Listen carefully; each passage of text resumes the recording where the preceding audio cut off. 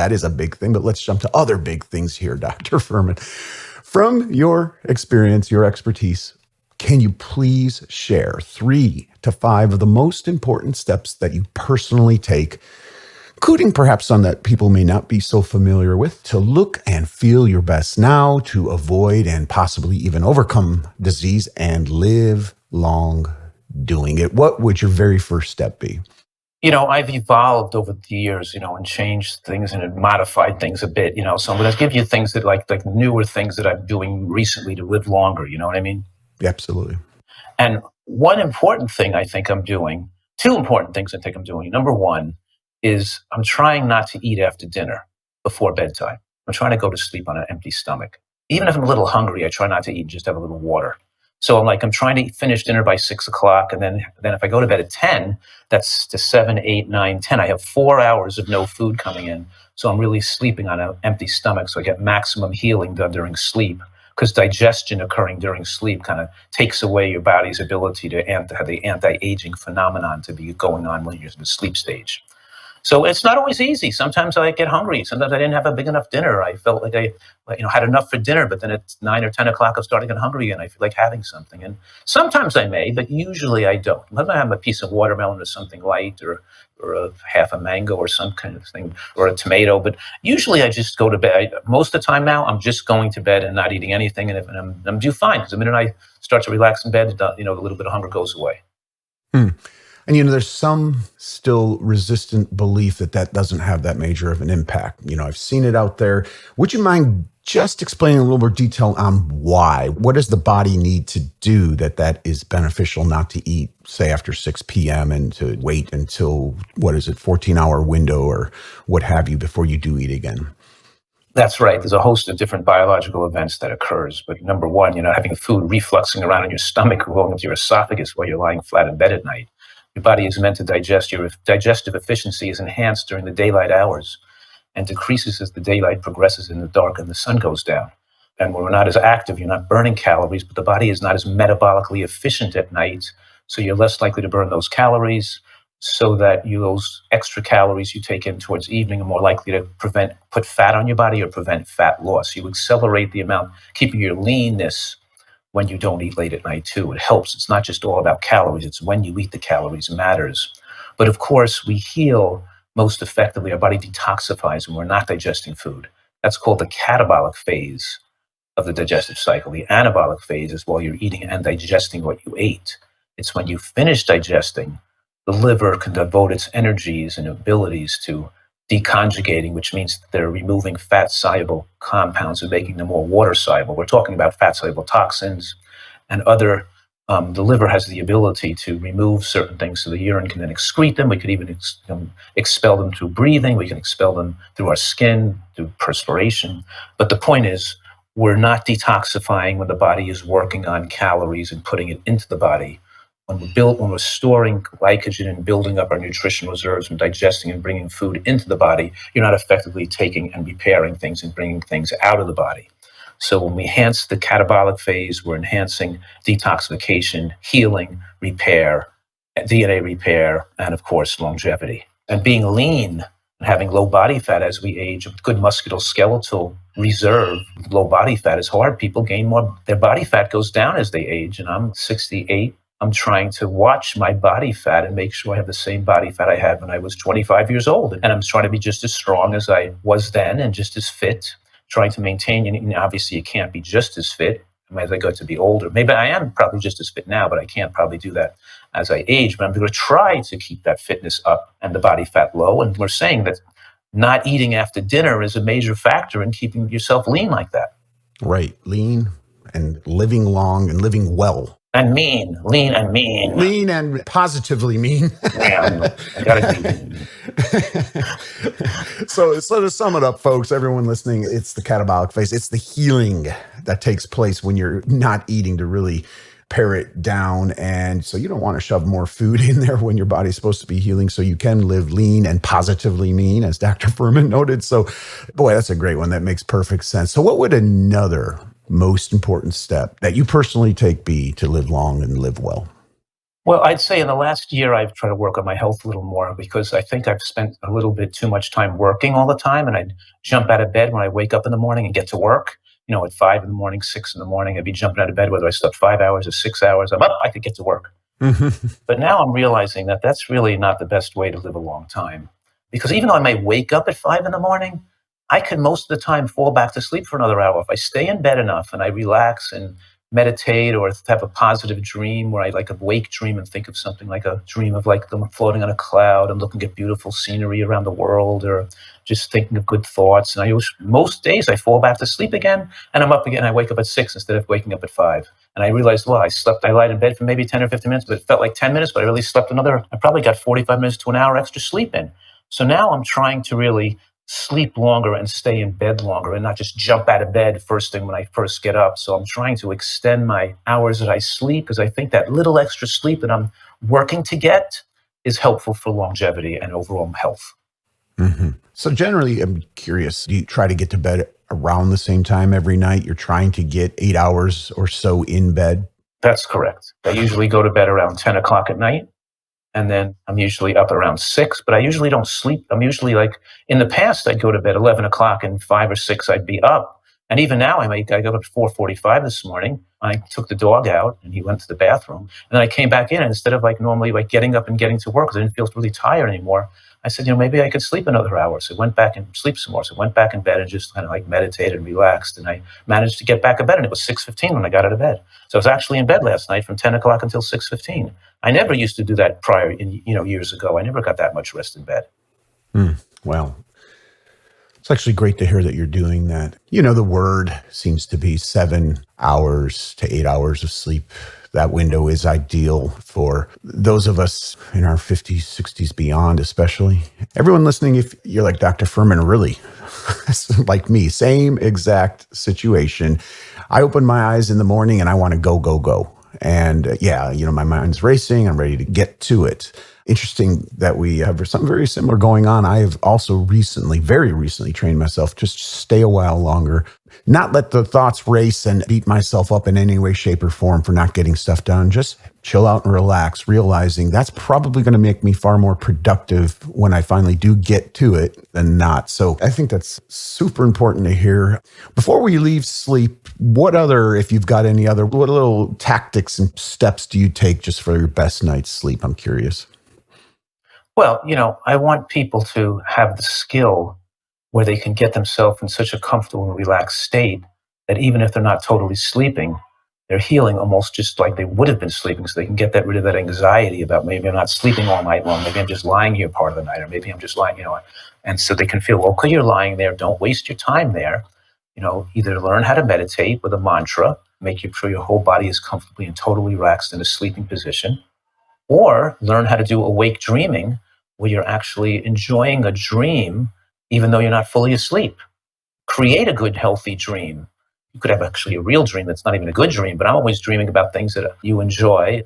It's funny because weirdly to me, is I always have dreams because my past as a figure skater. I always have these dreams about me like doing some incredible, great triple jump and landing it perfectly and floating through the air, ice skating.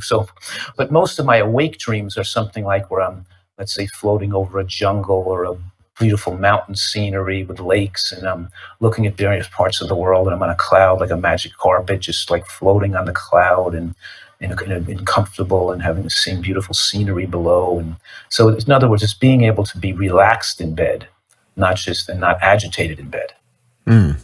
Again, that is really, really sound advice, and actually beautiful advice too, because I know from personal experience, I know from talking to so many people that they're laying there in bed and they're fighting themselves, almost beating themselves up because they can't fall asleep, and getting irritated and agitated and nervous about that fact. And it becomes kind of a downward cycle. And of course, you're not going to fall asleep if you're beating yourself up. So what a great suggestion, actually. I've often told even my wife when she can't sleep, don't lay there and try to fall asleep. Don't do that. Just lay there and have some good thoughts. I like how succinct you make it, though. Waking dreams, really, everybody. Try that. Think of a favorite thing. If you're not a former championship figure skater, anything that you might enjoy or have enjoyed in your own life, go places in your vision, in your mind, and just relax. But boy, what great advice to be in bed 8 hours, no matter what, as long as it's a peaceful period of time. That's super important. Appreciate that. So, Dr. Fuhrman, from your experience, from your vast experience, can you please share another of the most important steps that you personally take to live long and live well? Well, there's other things I do. Well, obviously, I really love sports and exercise. Always did that my whole life. And I train, so I train, and I know I enjoy playing singles tennis. I enjoy mogul skiing, but I kind of like train all year so I don't hurt myself when I do these things I enjoy. I want to be safe on the ski slopes and safe on the tennis court, with running back and forth so fast. And so I'm doing exercises pretty much most of the year. So when I do those things, I don't hurt my back. I don't rip my leg. I don't pull a hamstring.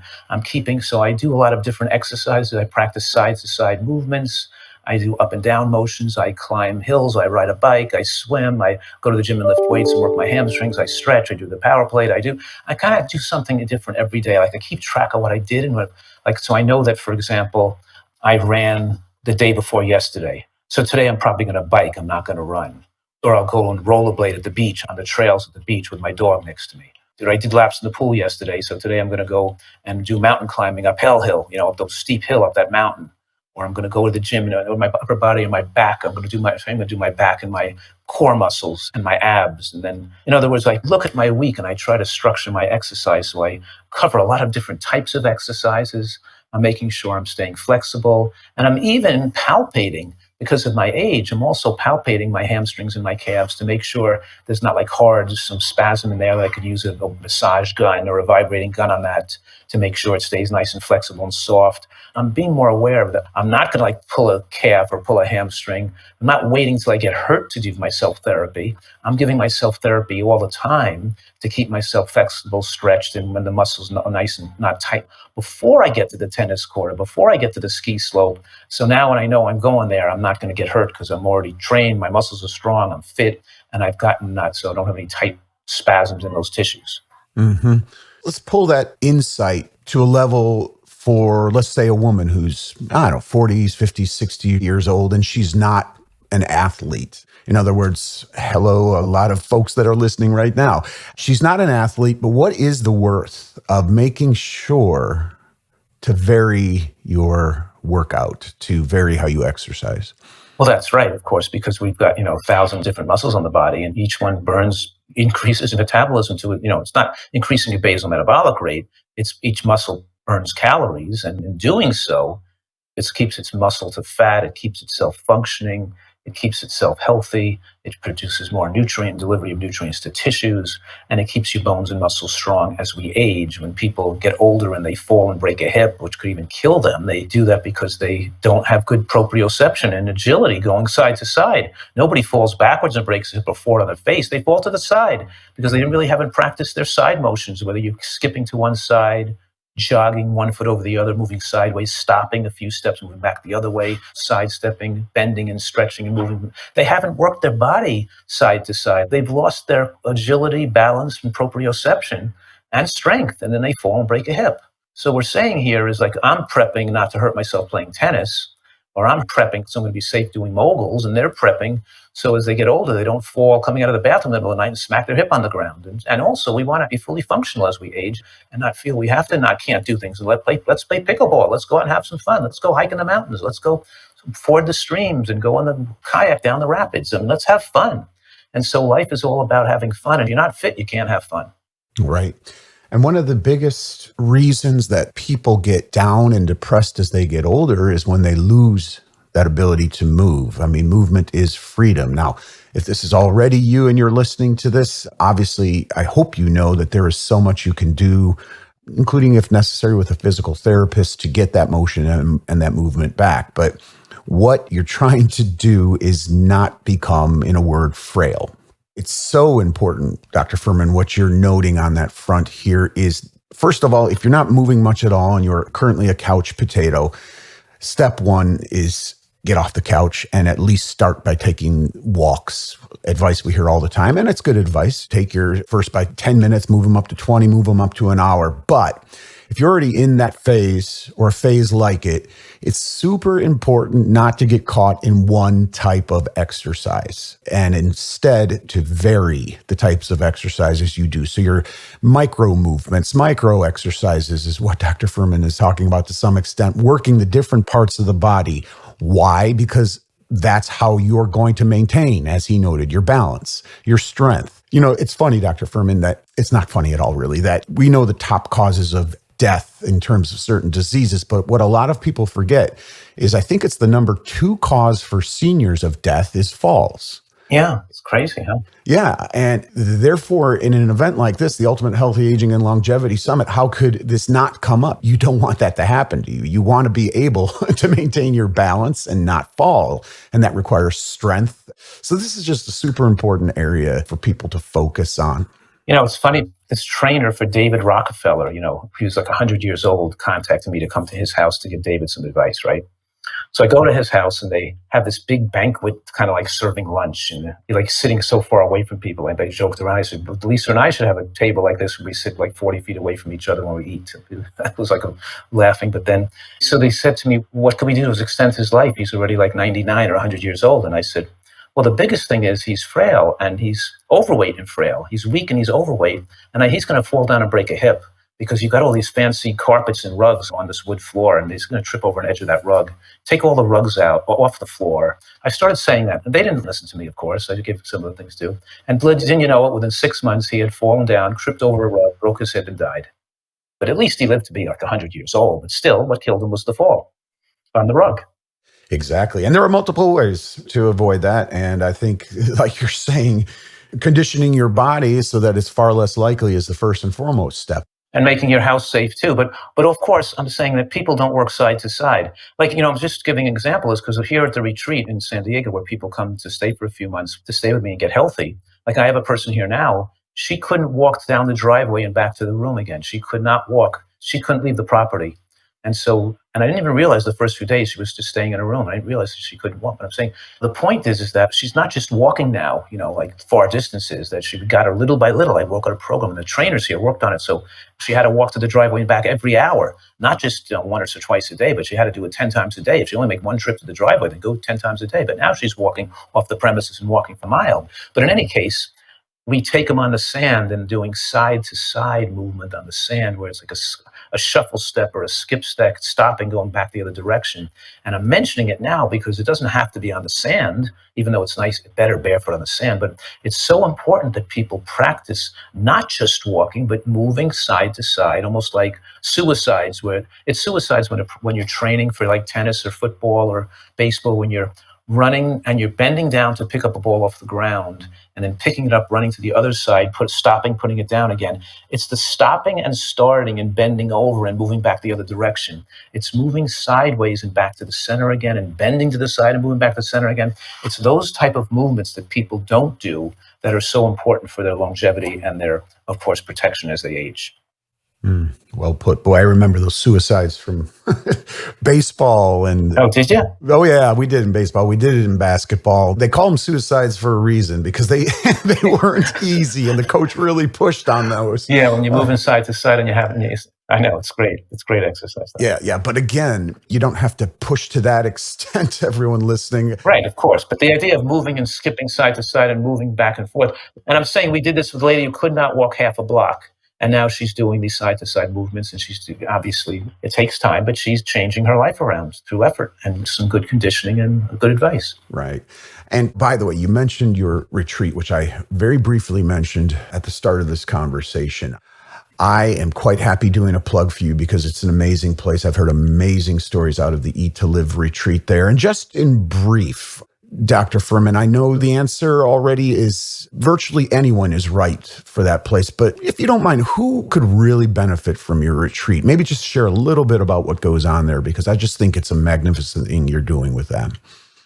It's always been a dream of mine to have a place like this, because I knew there was my biggest disappointment was so many people who wanted to do this and they knew they could get healthy and they needed to get healthy, but they couldn't seem to do it on their own. And most people can do it on their own. Most people can read a book, watch a video, listen to lectures, and do it on their own. But so many people just can't get started. They still have their addictions or their whatever it's family, social, whatever the reasons are. They just can't seem to adhere and keep the junk out of their house or out of their life. So they come here and they learn how to make healthy food taste great, and they get in a rhythm and a pattern. They get the lectures. They learn more. They learn more about why they have emotional overeating. And so the most person is a person who feels like they need to be in a place for a minimum of 30 days. So our stays, we have nobody comes here less than 30 days. It's either 1, 2, or 3 months. And some people stayed 4 months. But I got a Mike who came, who just left. He was stayed 3 months. He lost 100 pounds. When he got here, he couldn't walk 2 blocks. And his back, by his neck, he was all hunched over like a hunchman. He was a truck driver. He was all hunched over. He couldn't even hardly stand up to straighten up. I think he was about 380 when he got here. But anyway, just to give an example, not everybody loses a pound a day, but he lost like 100 pounds in 100 days and then went home. But you should see when he went home. He wasn't just jogging. He was running. He was standing up straight. He had good posture. He was handsome. He had a waist. He just looked incredible when he left here. But he's on his way. And since he's been home, he's lost more weight. He's continued to drop, to do better and better. I just got a call from a person who lost 60 pounds here, but then she's lost another 100 pounds since she's been home. And so now she's dropped more than 150 pounds in total. And she could have never done it had she not stayed here long enough to really put her life back in order again. Matter of fact, there was one girl here who came here. I think she was forced by her parents to be here. And she said, I'm never going to eat this way. I'm never going to do this. I'm never going to blah, blah, blah, blah, blah. But then she was actually here, I think, for a little over 3 months. And she became like an incredible advocate of this way of living and eating. And she also dropped more than 100 pounds and continued to lose more weight when she went home. And now looks great and is so happy and excited about life. It's a new lease on life all over again. And before, when she thought she would be, people resigned. They kind of checked out. They gave up. They don't think there's any hope for them. And so I do feel like I get a tremendous satisfaction from turning these people's lives around. But on the other hand, it's so much fun to be here with the disc golf and the pickleball and the sand volleyball court and the saltwater pool and the beautiful scenery and the hiking and the delicious food from the chefs. I would come to a place like this just to hang out and eat the good food, even though we don't have room for you if you wanted to do that. We're booked up for the next few months. But I mean, I could see in the future as we expand a little bit in the room size, I would think it's, even though I'm not saying to encourage that because we don't allow people to come for a week or two anyway, but it's just a great place to be and a great place to hang out and have a great time and be healthy and enjoy incredible exotic fruits that we grow on the premises. I'm excited about doing this and being part of it, Absolutely. They say that Disney's most magical place on earth, but that sounds like it may qualify, especially for people who do, quote unquote, walk in feeling helpless. And everyone listening, if this includes you, first of all, I'm honored to be sharing world-renowned experts like Dr. Joel Fuhrman here, sharing their most effective personal steps. Whole intention here is that you listen through this entire event. I hope you're taking some notes. I hope you do get the summit recordings and the entire package so you don't have to miss any of these key steps. And then put into play what most resonates with you. But if you have been doing this sort of thing a long, long time, or you do, let me just sum it up this way. If you do feel on the verge of or hopeless, there is a waiting list, I'm sure, but definitely do at least give Eat to Live Retreat a consideration because it truly has changed lives. I think Dr. Fuhrman shared he's even being humbled the extent to which it's happened. So if that includes you, do check that out. Speaking of changing lives, would you mind, Dr. Fuhrman, sharing another of the most important steps you personally take to live long and live well? Well, some other things that I'm doing that I've tried to incorporate in my program for the last couple of years, which I haven't done when I was younger, is number one, I didn't used to love onions and scallions. And now I really make it my religious ritual to put onions and scallions, not on my lunch salad, but also I'll have a little cup of scallions cut up in the refrigerator. Scallions are what people call green onions. And I keep that in the refrigerator and I sprinkle it on my cooked vegetables at night too. I'll actually add, if I have a cooked kale with a California cream sauce, a little red tomato sauce on top, I'll put some raw scallions on top of that. So that's one thing. And it's funny because when I was younger, I didn't even love onions and scallions. And now, because I knew it's so incredibly healthy and anti-cancer potential, I've developed a taste for them. Now I love adding the raw scallion to the food. I'm just demonstrative that you like things when you get used to doing it all the time. I mean, you start to become something you really enjoy. And the other thing I do now, I used to always eat mushrooms knowing they were healthy, but now I'm much more cognizant of mixing up and using multiple types of mushrooms. So I'll always get shiitake mushrooms, which I love, but I'll buy the other mushrooms. Used to say, that's so expensive. They're $12.99 a pound, but even a little bit goes a long way. Even if you buy $3 or $4 worth of an exotic mushroom, even a half a pound or something of it, and you add some lion's mane or pearl or trumpet or oyster or some kind of other mushroom. So when I'm making my soup or my stew, my Thai stew at night or something, or my wok, I'm putting a couple of different types of mushrooms in there. So I'm much more aware that I'm getting more different variety of mushroom in my diet and not just going with one type. So those two things I'm being much more aware of, and I have the opportunity to do that. So I'm somewhat lucky, but they're available in a lot of the better, all these stores today. I always tell people, we have this unprecedented opportunity in human history to live longer than ever before humans had a chance to live this long and live this well. Because where in human history could you get like multiple varieties of mushrooms and onions all year and wild blueberries in the frozen section and fresh greens and microgreens? And there's no blue zone that have the opportunity to eat as healthily as we could eat in today's society with some of these stores that bring these foods around. And the fact that more people are eating healthfully is evident because they wouldn't have the sprouts and the microgreens and the mushroom types and all these organic scallions. They wouldn't even have them for sale if people weren't buying them. So there's got to be more people buying them than they did in the past because they're available now. Well, in part they are because of you putting them. Let's be honest, especially when it comes to mushrooms. And you know what? There's so many foods you could cite, but you specifically cited onions, the onion family, and mushrooms. And I don't mind, and I don't think a lot of people listening would mind, if you would take us a little deeper on why those two out of everything you could have cited. And I know that doesn't mean you're excluding the importance of green leafies, and I know that doesn't mean you're excluding the importance of berries, but those two you focused on. Why? I think because it's what people are not doing. Mm-hmm. And I think in this discussion we're having today, I'm trying to give things that I might have been lax on myself and I'm trying to do better at right now. You know what I mean? And people may be aware that the little scallion or onion is such powerful anti-cancer effects, and just have a quarter cup a day, just adding a little bit raw to your cooked vegetables, how the alliinase enzyme in that raw onion that forms this chemical reaction in your mouth. Because people know when they cut an onion, their eyes can burn and they form sulfenic acid, but they don't realize when that reaction is happening in your mouth and you're forming the sulfenic acid or organosulfite compounds in your mouth and it's mixing with the bacteria between the teeth. It's just an explosion of beneficial longevity promoting nutrients that go on, including the increased production of nitric oxide. And so we're talking here about how the cumulative evidence from scientific studies demonstrating how incredibly important these foods are in a way that our body's immune system are dependent on these foods for optimal and normal function. Both of these foods, onions and mushrooms, have incredible power to strengthen immunity and protection against cancer and viral infections and bacterial infections.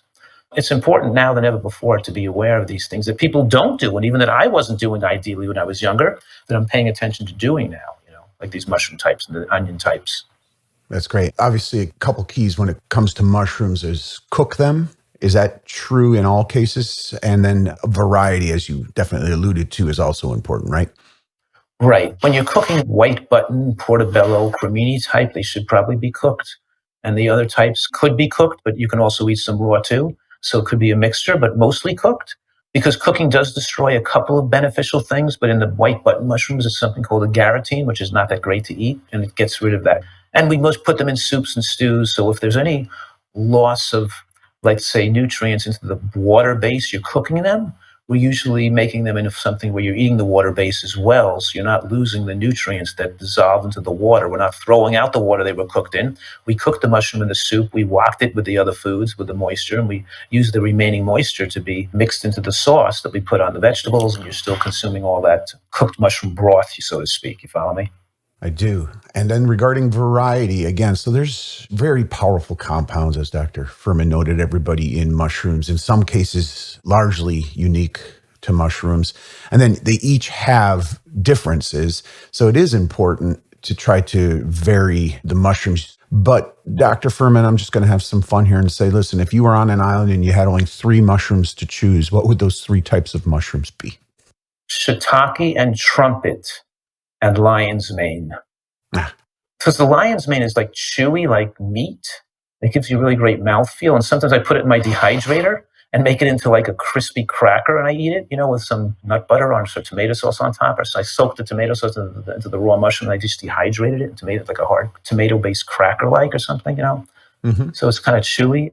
Yeah, I think those three, because I love the feel of the shiitake. There's almost like a meaty mouthfeel, there's chewiness to them. I like the softer mushrooms like portobello and cremini, but I wouldn't have them on an island with these. The other ones have more meaty, chewy feel to them. I like something I feel like it's in my mouth, and I'm going to have to work on it a little bit. So then, of course, the other foods that I'm trying to incorporate in my diet now that I probably hadn't done in the past as much, it's now available because I used to not even see them much in the market, is using microgreens and sprouts on my salad, because I didn't even know about microgreens until relatively recently. Now I see them at the farmers markets. You can buy them in the stores, and they're super duper healthy for you. So I'm feeling like I've actually tweaked my diet even healthier in the last 5 years or the last few years, just because there's availability of these things around to get organic broccoli sprouts and kale or radish microgreens and put some of that in your salad. Such a great variety, because I'm always teaching people that it's not just the nutrient density, it's also the variety of different plant foods and different plant nutrients, the width of your phytochemical symphony, the variety and the assortment of your phytochemical symphony that gives us this incredible ability to age slower. So all these things I'm doing, I didn't do years ago, and probably some of those people listening haven't done all these things. But if you have access to it, do it if you can. Well, really well said. Of course, regarding the sprouts, it's the sulforaphane component perhaps in the broccoli sprouts and so many other compounds in these sprouts. And same here. This is relatively recent knowledge for me too. But, just to comment on a point you've been making all along, it seems like if you're watching the news excessively or talking to certain people that we live in terrible, horrible times. And I'm not going to downplay the fact that there's a lot of challenges out there and a lot of people have gone through a lot of hardship, because they certainly have. On the other hand, we do live in an amazing time because we have powerful fact-based knowledge like Dr. Fuhrman's sharing with us today, like others in this summit are sharing, that really can help you extend your life and live it well. And we are fortunate to be, yes, in a world and in a society truly where we have access to so many of these things, these tools, if you will, for our health and longevity that we did not have before. So it's all about how you look at it, folks. And I hope you will look at it in that positive light, because there is an abundance of the right knowledge and access to so many of these foods. And the beautiful thing is you don't have to be a millionaire to get so many of these key things for your health, like sprouts, like a variety of mushrooms, certainly like onions and scallions, for goodness sake. These things are super powerful and for most very affordable. So thanks. So let me ask you one more most essential step that you personally focus on. And if you don't mind, can I nudge you in a direction? We've talked obviously many times before, and some would call it eating intentionally. I won't say much more, but if you don't mind going there specifically, because my mom told me this when I was young repeatedly, and I think it bears repeating. Absolutely. It's 3 words. Chew, chew, chew. Yeah. Yes. Because those scallions, those onions, those green cruciferous vegetables, the sprouts, all those things, you don't get that much out of them if you don't chew them well. We know that you crush the cell wall from a chemical reaction in your mouth. And that chemical reaction doesn't occur when you don't crush the cell wall. You have to crush through those cells. You have to liquefy these foods in your mouth. If you want to maximize human longevity, I'm telling people that their salad is the most important thing that they're eating all day long, and they've got to spend their time to focus, be mindful, and make sure they don't just swallow the salad down whole. And we're eating some nut and seed-based dressing or nuts and seeds with it to facilitate the absorption of the phytochemical compounds. And then we're chewing like crazy to make sure that we're focused on liquefying, keeping that food in your mouth a long time and chewing it down to a liquid before you swallow it. Some people like to say, chew it 30 times before you swallow it. Mm-hmm. Mm-hmm. Well, listen, so this is called Now It's Personal, this summit. So full confession, this is a habit that I had to work hard on changing. Maybe many of us do today. I think so many people will identify. We've gotten used to eating meals earlier in our life, maybe for some folks still today, in front of TV sets, on the go, while we're working, so on and so forth. That's a bad habit in and of itself, of course. But what comes with that is snarfing down, to use the technical term, food Right. and not chewing it. So I have some suggestions on that front. I'll tell you what I did. I put where I eat now at a table or two different tables in the house, I put a big sign in front of my face when I was trying to change this habit: chew. That's it. And, there it was on a fluorescent sticky note in front of my face to remind me. And it finally became a habit with me because I was reminded all these times. I taught myself to go to a certain location or two when I eat and to chew, chew, chew, as Dr. Fuhrman said. That's a great idea. I should make a little placard or something that I put on the tables here that say chew. You give me a good idea Yeah. to give a little bit, maybe even a flash, and have something like a flashing light that says chew. Yeah. If needed. That's a great idea. Yeah. Boy, somebody would probably benefit and become rich if there was some kind of alarm in the mouth that we could put where they only chewed 2 or 3 times and we're about to swallow and an alarm goes off, but we're not quite that sophisticated yet. Oh, I was thinking of marketing a belt with electricity that would give people a painful shock if they overate. Their stomach was distended too much from eating too much food. It would shock them in pain. They go, ah! Wow. We have a couple of really cool ideas here that we ought to consider. Oh, I love it. I love it. So chew, chew, chew, everybody. Again, it's how you crush those cells and release the good stuff for your body. So mom said that many, many years ago to many of us. My mom certainly said it to me, and it is truer than true. And all right, Dr. Fuhrman, listen, as always, I could probably have another good hour with you and obviously some great insights and a lot of fun too. But let me tell you this. Well, really, from all I've seen over the past 20 plus years that I've been especially immersed in all this, through your wonderful books, through your TV shows, through your influence on other experts, few others, if any others, have made the positive contributions to how we ought to eat, and indeed to how so many of us are now eating as you. You have literally helped likely millions of people by now live longer and far better lives, and you have certainly saved many lives. And your work will also, my friend, resonate far into the future and help many more. And I've got to repeat this on a personal note. I have been influenced in all that I do by many people, but Dr. Fuhrman, because of your passion, your dedication to research-based nutrition knowledge, nobody else has had the health impact on me personally as much as you. So listen, everybody.